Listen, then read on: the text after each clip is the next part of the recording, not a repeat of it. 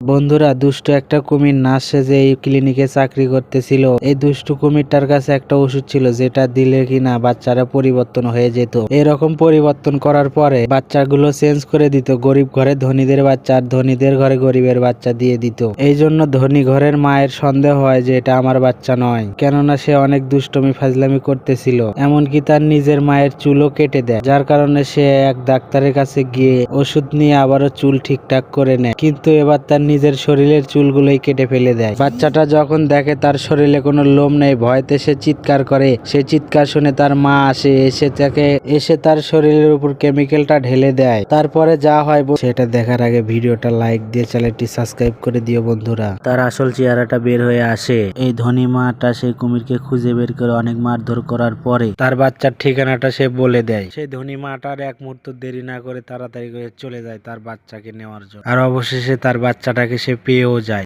সেই কেমিক্যালের মাধ্যমে আবারও তাকে আগের অবস্থায় ফিরিয়ে আনা হয়।